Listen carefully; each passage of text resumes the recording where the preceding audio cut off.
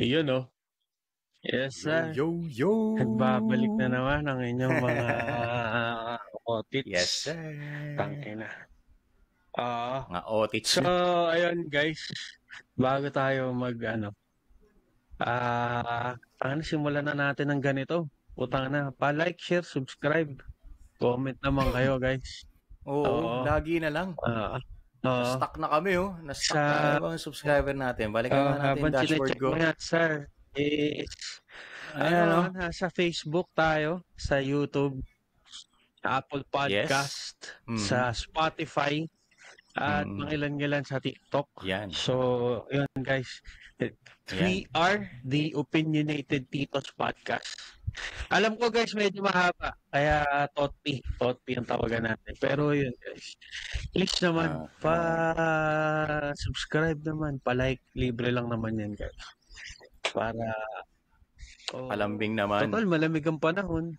Baka naman pwedeng palambing. At kahit mainit, palambing pa din. Yan. Oo. Kahit mainit, yakapin nyo kami. Virtually naman yan. So, feeling baka naman pwede. Sa pamamagitan nga ng pag-like, share, subscribe. Tapos comment kayo kung may trip kayo or what. Saka kung gusto niyo magbigay ng feedback sa ginagawa namin. Huwag kayong mahiya. So, ayun, bago tayo magsimula, ako nga pala, ang inyong Papa Dencho, yung tito mo na mas galit pa doon sa in-overcharge sa airport. Mas pasahero, no? Sa pasahero. Natawa naman yung boss dots, ang yung titong medyo galit lang, pero minsan natin trigger din. At ngayon nga, ayun na nga, Papa Dens, ano? Yung mga matitinding na yan eh. Actually, pre, matagal na tong kalakaran eh. Ngayon lang siguro nami-media eh. Well, nami-media pero alam mo yun, hindi kasi pinagtutuunan ng pansin. Baka sakaling etong gagawin natin, hindi natin alam. Pwedeng makita nila, pwedeng hindi, or what not. Pero ito ay pabang real talk lang. Saka yun. Kailangan bulabugin. Kailangan bulabugin. Ang dapat bulabugin. Sana makarating sa kanila to. So, yun, no? So, intro muna tayo, Boss Lots, para masimulan na natin ang ating magawan lahat. Sige.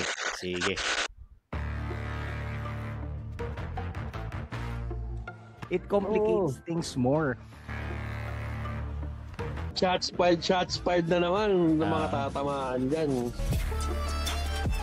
Depressed daw siya, Tapos pre, nagawa pang umiyak sa camera ang walang hiya. Masasabi ko dyan, pakyo kayong lahat.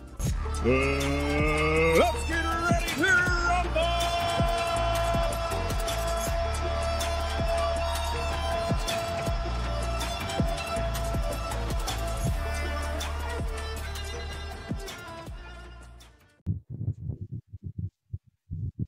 Powered by Riverside FM. Nice one. Isang shoutout kay Riverside. Tangina. Since Since day one yan sa Riverside. Since day one. Day one yan. Yan lang ang platform na nagbibigay sa aming mga podcasters ng libreng serbisyo. Diba? Kasi ito, tinan mo hindi pa to yung may bayad. Pero tinan mo naman, pre. Magandang naidudulot niya sa mga podcasters na tulad na maliliit na podcaster. Pero parang gusto ko rin lumaki. Ayoko nang maliit lang. Naman. Siguro naman, alam mo yun, sabi ko nga pre, sa mga hindi naman tayo magpapaka-hypocrite, di ba? Siyempre, gusto din natin ng Kaya guys, mag-subscribe kayo. Let's be real kayo para di ba? Libre. Lalong-lalo na sa Facebook, kailangan namin yan. Kailangan namin ng tulong nyo. Kaya mag-subscribe na kayo sa Facebook. Uulitin ko po Facebook, Spotify, Apple Podcast, at meron ding bahagya sa aming, yung mga preview ng mga episode natin sa TikTok. So kung nakita nyo sa TikTok, na-scroll nyo, dumiretso na kayo sa aming, sa aming YouTube para rekta-rekta na. Ayos. Okay. Sige. Simulan na natin. Pare, Papa Renz, medyo dumadami yung ano natin eh. Dumadami yung ganitong mga style natin. Yung video reaction tapos ba? pag-uusapan natin. Para nakaka-relate din kasi mga katotpi natin sa mga pinagsasabi natin. Ito lang naman for the benefit of yung mga hindi nakapanood ng certain video na yon. Ginagawa namin, sinishare din namin. So, eto na nga Papa Renz, ipo-post ko lang tong ating background music at sisimulan na natin yung pagpapakita ng video. Ito nga pala yung na-overcharge ika nga ni Papa Renz ng isang taxi operator. Yes, Panoorin sir. po natin. Show mo na yan, pre. Okay. Show mo na yan. Sige, show ko. Yan, ito mga katotpi. Grabe naman yan, kuya. Ano ba yung taxi mo, oh? Oh, 1 to. Ay, ayan. Terminal 3, ito. Ganon? Kuya, para naman. Naman, lugi tayo sa gasolina pabalik, ma'am. 1-1 na lang, sige 1-1. Kuya, grabe ang mahal ng ano po. 1-1 na lang. Airport terminal. Ko po, kung alam ko lang, kuya. Para na kami nagbiyahe ng probinsya. Kung alam lang natin, hindi na tayo nakita. Di na lang kami nag-ano, budol naman kayo. Di budol yan, pinaliwanag ko nga. Ano? Grabe naman kayo maningil. Terminal 3 to 30, terminal to 1 to. Ang ina yan. So, ayun na nga. Ang ina. Grabe yan, sir. Hindi ko alam saan na. Grabe. Saan? Pre, ito ang lupit pinakita niya yung 1-2 nandun sa cellphone niya. Yung calculation, yung sa calculator lang nakalagay. Di ba? Tsaka, mali yun eh. Kasi pre, dapat naka-metro yan, di ba? hindi Metro ko yan. alam saan siya humugot ng ganun. Pre, parang tama ba yung pagkakaintindi ko? Kapal na Terminal mukha. 2? Ay, Terminal 3 to Terminal 2? Tangina. Oo, pre. Terminal 3 to Terminal 2. Or the other way Pero around. sabihin na lang natin, ganun within terminals, lumipat lang ng terminal, sumakay ng taxi. Oo. Ay, ano nangyari? Tanungin kita, pre. Para sa mga ano na rin, sa mga kapwa-totpi natin na hindi familiar. FYI lang po ang Terminal 3 to Terminal 2 or vice versa is only around 4 kilometers. 4 kilometers. So sa 1 to, pwede mong 400 pesos per kilometer ang singil niya. Kumbaga, binigyan niya pa niya ng tawad, 1-1 na lang daw. Ang ina. 1-1 na lang daw. Grabe. Ang kapal na mukha. Ano ba yung sakyan niya, pre? Ano ba ganun yung nakakapal taxi ang niya? mukha. Nagmumumog ba ng gasolina yung taxi niya? Ang ina. Mercedes-Benz. Ewan ko Hindi pa naman ako nakakasakay or nakaka-experience ng Mercedes-Benz, pre. Pero I don't think uubos ng 1,200 pesos na gasolina yun. Totoo. Going totoo. from... And that's a joke. Pre. Ang ina. Diba? Ang taxi talaga niya is So, Toyota parang Vios yata, Mirage, parang pre, ganun yata. parang ganun. Na basta yung mga ka-level. Mga ganun, na alam naman natin na hindi naman kalakasan sa gasolina. Siguro, lalakas kung matraffic, pero hindi para umubos ka na. Totoo. Grabe. Grabe. Totoo ba, sir? Ano ba namang grabe, pre? Kasi alam mo yung mga ganyan, pre. Ano yan eh? Ang tawag doon, may term. Yung mga nangongontrata, ang ina yung gago yung mga ganyan. Kaya alam mo, sobrang daming nangi-scam talaga dyan sa airport. Lalo na yung na-experience ko yung ganyan, pre. Yung may sila meron silang parang spotter. Tawag, ay sir, taxi kayo, ganyan. Saan kayo papunta? Tapos, ayun kakontsaba nila yun, yung taxi driver. Biglang mag-a-appear somewhere, hindi mo na kailangan pumila dun sa taxi lane or may masasakyan ka. Pero, tangina, bago ka isakay niya, may mga sasabihin sa yan na nakakalito na, "Oy sir, ganitong singilan, ganyan. Tapos pag nag-agree ka na, yari ka. Tatagayin ka na ng gusto. Sasabihin pa nung iba dyan, "Sir, hindi na tayo magme-metro, sir ha." Pagka ganun, tangina, alam ko naman na mahalaga ang oras. Pero pagka ganun, na sinabihan kang ganun, putang na, wag ka nang sumakay. Diba? Kasi ano yan eh, sobrang alam mo yun, sabi nga nila walang manloloko kung walang magpapaloko, pero kasi ang ginagawa ng mga yan is ginagamit nila yung need mo na makauwi or makalipat ng ganyan. Yun ang ginagamit nila towards yun na hindi natin masisi yung iba siguro dahil nagmamadali, hindi na nila naiintindihan. Tapos masyashock na lang sila kagaya ni ate. Tsaka, kasi nagtatransfer sila ng terminal eh. So, ibig sabihin, may, halimbawa, nalipat yung, yung terminal nila dun sa flight. Or baka nagkamali. Eh di syempre, kailangan nila lumipat. Maaari din na nagkamali sila na pinuntahan na airport, di ba? Pero ito namang mga ulupong na mga taxi driver na to, handang manggancho sa kapwa nila. Napakasama ng mga ugali. Wala silang hindi sila lumalaban kasi ng wala silang patas pinagkaiba doon sa mga liputang mga laglag-palagang na, di ba? Oo. Speaking of which, eto, isa pang reaction video frame. Nasundan pa yan. Sige, pre. Nasundan ba? Ilaban mo yan. Sige.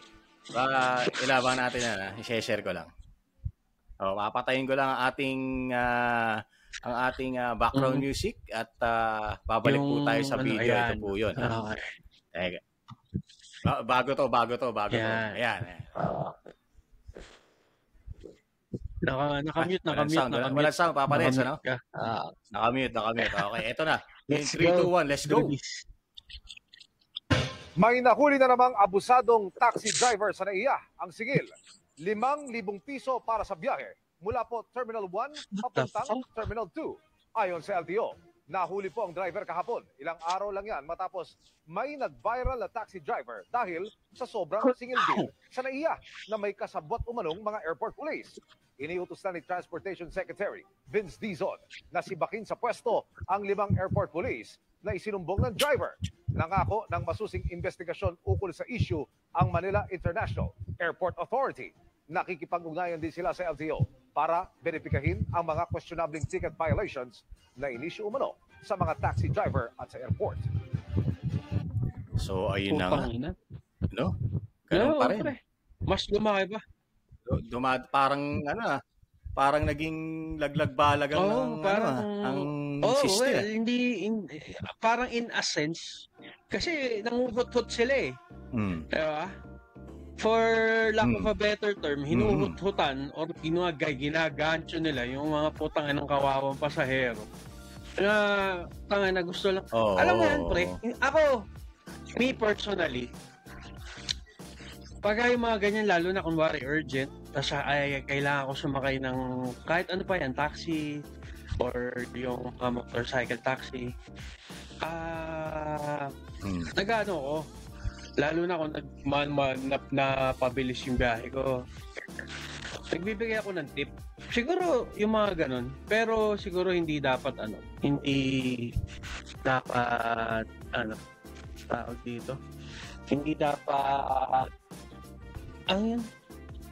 parang out of the topic. Pero ang ko kasi dyan is parang ano ba yun? Putang na, nawala yung sasabihin ko, pre. What the fuck? Tangina. Nangyayari na naman yung episode na ganito na nakakalimutan ko sasabihin ko in the moment. Mga pok sa tito, pre, tamang-tama lang sa tema natin yan dahil titong-tito ka na. Alam mo yung nasa topic ka, tas medyo na-interrupt ka lang ng medyo light, very, very light. Biglang nawawala yung, ayan, pre. Signs of being atito yan, pre. Para ako na general anesthesia, pre. Alam mo na. Pre, Ganon kalupit ang Oo. mga tito nyo. Kaya Oo. pagpasensyahan nyo na po kami since ito na nga po, the opinionated titos nga po kami. Oo. Mangyayari at Oo. mangyayari po ito sa amin. Hindi po ito bago. Hindi po ito bagong balita sa amin. Naalala mo naman, Mama Lens? Hindi, yung ganyan, ang gusto ko pala sabihin, parang siguro, pwede kang manghingi ng tip. Pero again, hindi mo pwedeng, hindi mo pwedeng diktahan kung magkano yung tip na ibibigay sa'yo. Or hindi mo rin pwedeng diktahan na bigyan ka ng tip na parang obligasyon ng tao na bigyan ka ng tip. Yung, kaya nga tip eh. Hindi naman kasi katulad sa Amerika na usually, yung tipping parang, is it's a culture nila yun, diba? Oo. So, ayun, yun ang natin doon. Ang ano ko doon is alam mo yun, merong magbibigay sa'yo ng tip, merong hindi. Pero dapat, ang doon, bottom line is, mag-stick ka doon sa, for example, sa mga Grab, merong kang fare na mag-stick ka doon. Tapos, kung taxi naman, gumamit ka ng metro. Na, ayun nga. Ayun nga daw, kasi kaya speaking of metro ma-interrupt lang kita. Kaya sumakay naman yung dalawang babae, may parang sa boses parang may edad na eh. Hindi sila nagpapaloko actually. Ang usapan pala doon, metro. Yun ang usapan. Kaya nagulat sila na parang bakit 1-2 tapos sa cellphone daw pinapakita. Doon sila nagtaka ngayon. Parang tapos ito yung pangalawa mong sinend. Tangina. Yun nga, lagi nating sinasabi dito sa The Opinion. 5,000. Dito sa Terminal 1 to Terminal 3 lang yun, pre. Parang yun nga, yung sinasabi natin dito sa Totpi na parang walang sino man ang may karapatan na alisan ng livelihood ang isang tao na naghahanap buhay. Pero we stand lagi naman natin sinasabi yan. Siguro mas applicable yung wala kang karapatang tanggalan ng trabaho or hanap buhay ang isang tao. Naghahanap buhay na lumalaban ng patas. Yan, yung marangal, pre. Patas lumalaban. Parang putang ina, pre. Tapos yun nga, meron palang airport officials na parang ang dyan, pre, gaano na karami yung na-scam nila ng ganyan. Kasi technically, scamming na yung ginagawa nila, pre. Pambubudol na yung ginagawa nila eh. Scamming is real. Scamming in broad daylight. Putang ina, hindi ba kayo nahihiyang mga putang ina nyo? Ayun. Ang ina. Robbing the people, the Filipino people in broad daylight. Tsaka hindi, pre. 5 daw, di ba? 5 airport officials. 5 official? Lang talaga. Hindi ko alam kung anong official yon or siguro parang traffic official ng airport. I don't know. Traffic police ng airport. Hindi natin could be. Hindi natin alam pero putang ina nyo. Hindi naman hindi naman i-specify. Putang ina, nakakadiri kayo. Tang ina. Para alam mo yun, tang ina, parang pre, who in their right mind ang magcha-charge ng 5,000 pesos from Terminal 3 to Terminal 2. Ito pre Ito, kung kanina, inano ko sa maps yung kung gaano kalayo. Tignan naman natin Terminal 1, no? Terminal 1, tapos papuntang Terminal 2 ba? Hindi. Terminal 3, papuntang Terminal 1. Okay, papuntang Terminal. Tingnan natin kung ilang kilometrahe. Ito pre, 8.7 kilometers. Grabe naman yung 5,000. Magkano per... Mas matindi pa sa doble. Kumbaga, kung 1 to yung around 4 kilometers, naging doble, naging 8 point something, di ba? So parang hindi doble. Hindi lang, parang triple, diba? pre. Kasi 1, 2, 2, 4, na doble. Hindi, yung yung distansya na doble. Pero yung pero yung prenesyo more than 50% price. 50%. Grabe na may markup nyo. Putang ina. Daig nyo pa yung daig nyo pa yung ang tanong, saan yung calculation, na yun? Tang ina. Parang I mean, for the longest time, kasi siguro ngayon, pre, hindi na nila ma-jack yung metro. Kasi dati alam natin yan, pre, yung mga lumang metro ng taxi, na-jack nila yon, na-modify nila yon. Oo. Yung batingting. Yung magugulat ka, parang may pinipindot sa tagiliran yung taxi driver. Tangina, yung inaayos yung aircon pindutan ng aircon. May mga yung palipat-lipat ng radyo. Ay, mga tao ito tama, nalala ko yung batingting.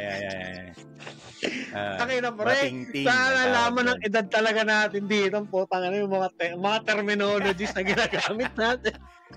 Mga terminologies sa mga tito nyo. Alam nyo na. Meron pa niya, pre, yung experience mo yung adjust ang upuan. Pero mga galing. Hindi, kasi yun eh. Kasi yun, pre, parang imagine mo, may wire. Tapos, siyempre ground yun eh, ididikit lang nila sa bakal. Kasi, di ba, yung railing ng upuan ng kotse, bakal yun, di ba? So, kalabitin mo lang. Diba? Ay, speaking of which, mga padens, no? Naka-experience na ako ng ganyan, pre. Sa pa ako? Sa Pembo Heights pa ako nakita sa Pembo Heights. Yan. Ganito naman, nag-taxi kami ngayon asawa ko na. Girlfriend ko pa lang siya noon, pre. Alam mo saan kami galing? Kasi nga, may dala kami. Nag-grocery kami. Alam mo saan kami galing? Market. Uuwi lang kayo ng Pembo. Market. Oo. So, medyo nang hinala na ako. Sige, ginamit niya yung metro. Okay, metro, no? Tapos, pre, di ba may increments yan? May certain increments bago lumipat ang price, di ba? Yung sa kanya, pre, ang laki ng tinalon. Kumbaga, isipin mo from 0 to 100, parang ganun yung Nung kinumpronta ko siya, parang natamimisa. Sabi ko, kuya, parang parang may mali ganyan. So, may batingting kayo, no? Ganyan. Bakit ganyan? Ito lang yung kilometro, galing kami sa ganyan, bakit ganon? Hindi na siya nakapagsalita. Ito 200. Lumayas na kami.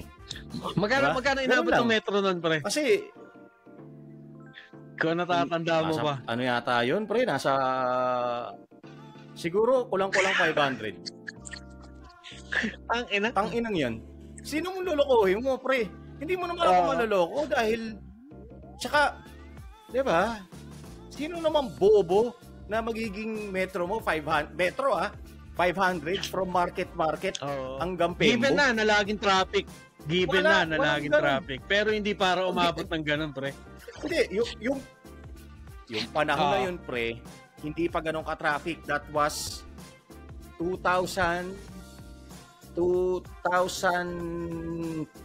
kung di ako nagkakamali, 2010, 2011. Ang tagal na nun, pre, hindi pa ganun ka-traffic nun. Ang traffic nun, pre, nanggagaling C5. sa C5 papuntang Buting. Sa bagay. Yung BGC nun, parang plain fields pa yung mga panahon na yan. Hindi pa ganun ka-traffic sa BGC. Parang So, tumatawid pa nga kami dun eh. Tangina. Yung tawag na namin ay patintero ay kamatayan. Tangina. Uso pa yun nun. Lahat ng taga Pembo dun dumadaan. Nakikipagpatintero kay kamatayan. So, given na 2011 yun, pre. So, hindi pa ganun ka-traffic. Katarantaduhan talaga. Buti na nga napuksa yun. Ngayon, ito namang mga mapang-abusong mga taxi driver at sabi hindi daw alam ng operator. Yung sa unang video, hindi daw nila alam. Alam nila yun, pre. Alam nila yung ganong kalakaran. Sinong tangang maniniwala sa inyo na alam, no? Na hindi niya alam. Kasi pinasususpindi din operator. Yung prangkisa. Prangkisa. Kasi, alam mo, pre, siguro sa ganyan, sabihin na natin, given na hindi mo alam, nandun na tayo. Sige.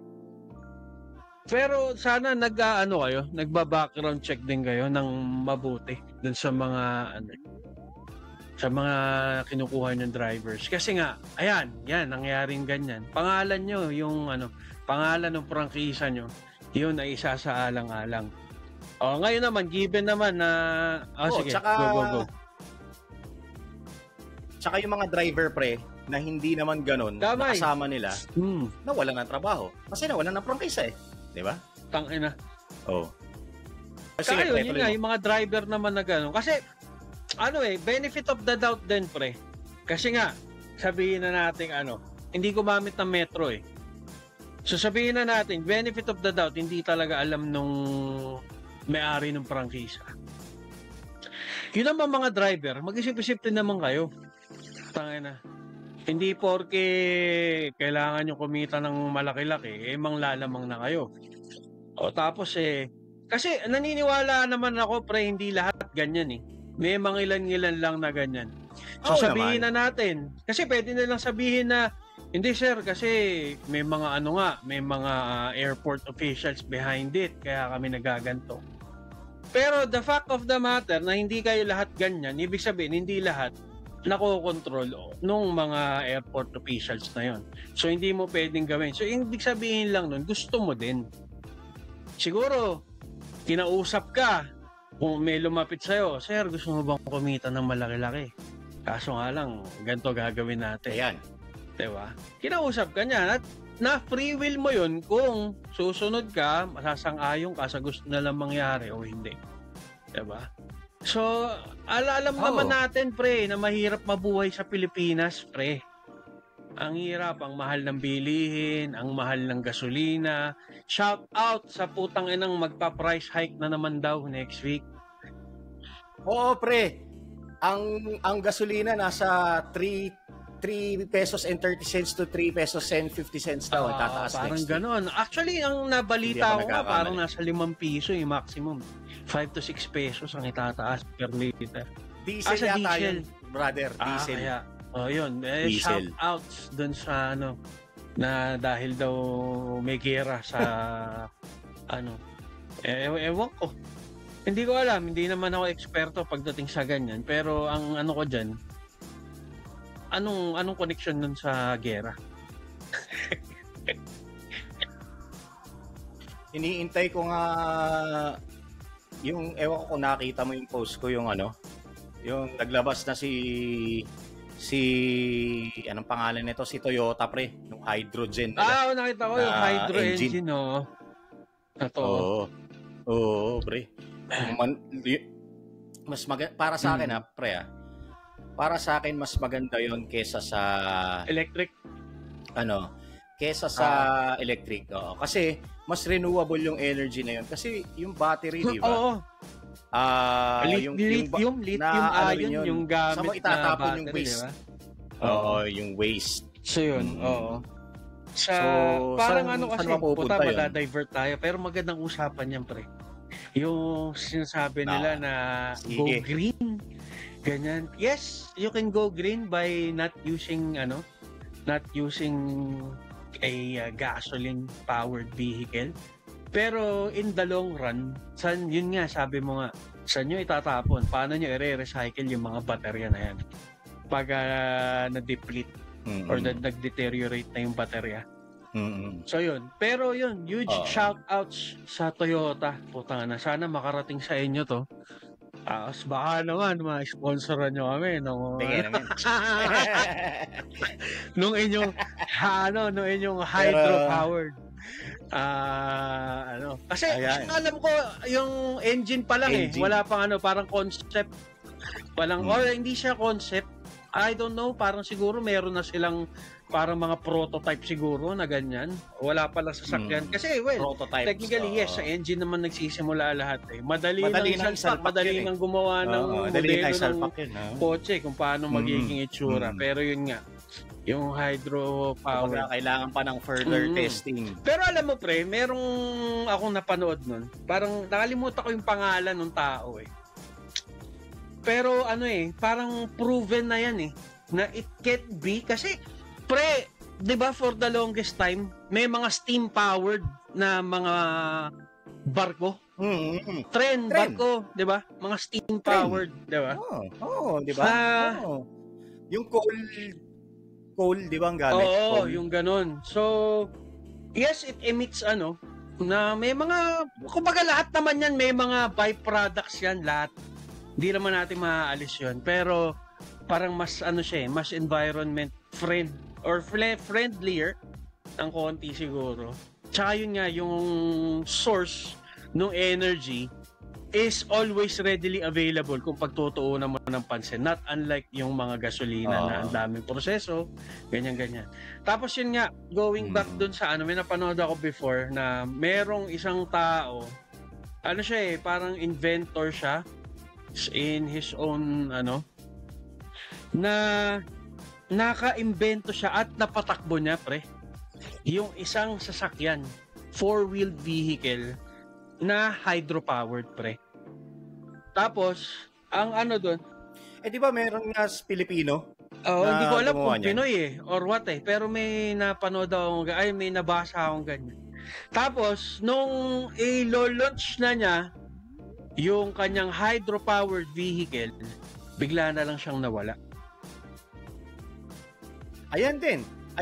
Yung Pinoy din. Baka yun. Yung sabi binenta daw sa Japan. Baka yun. I don't know. Teka lang. Sabi binenta niya yung technology sa Japan, pre. Parang ganun daw.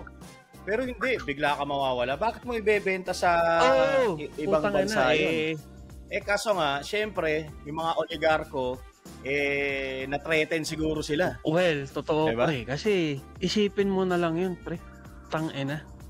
Kaya magpatakbo ng ano na lang ang gagawin ng petrol doon, pre. Tubig na lang. Tubig siguro. May konting petrol sa petrol industry pa rin, like siguro syempre kailangan ng langis. Diba? To keep the engine running smoothly. Siguro yon. Pero yung gasolina or diesel or whatnot na matatanggal, diba? Isang malaking threat yun kasi tangina, pre, tubig, pre. Sige, sabihin na natin na tubig kailangan more likely kailangan yan let's say siguro purified water, hindi siya pwede yung tap water lang. Pero putang na, magkano lang naman ang purified water, pre? Pwede ka nga mag-purify ng tubig sa bahay. Maganda. Diba? Magandang topic yan para sa mga susunod nating pag-uusapan. Pero sa ngayon, mag-closing muna tayo, Papa Nels. So ayun nga, huwag kayong manlalamang ng kapwa nyo, lumabang kayo ng patas kasi hindi porket pumupunta ng airport yan. Maraming pera yan. Malay mo, pre, kasi yung mga galing Maynila na umuwi ng probinsya nila, maaaring pinag-ipunan nila yun, tapos tatagayin mo sa taxi, napakawalang yaman ng tao. Laban tayo ng patas. Ganon.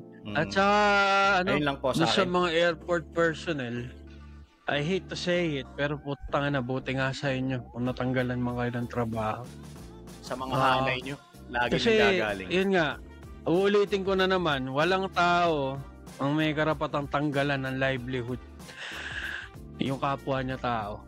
Pero kung nanlalamang, putang na, dapat lang sa inyo yan para madala kayo. Tangina yun. Para magtanda kayo. Tapos i-blacklist, no? Pwede. I-blacklist ka. I-blacklist ka sa ganung linya.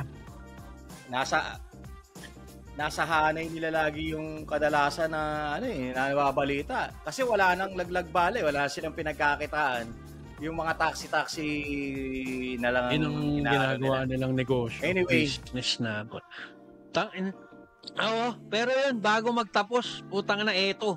Isang malaking middle finger sa inyo, mga putang ina nyo. Ayusin nyo yan, putang ina. Mga nanlalamang, putang ina. Kahit sa, hindi lang sa airport shits. Sa lahat, yung mga nanlalamang dyan, putang ina nyo, nakakadiri kayo. Yun lang sa akin, Boss Lots. At ayun, medyo mahaba na naman tayo.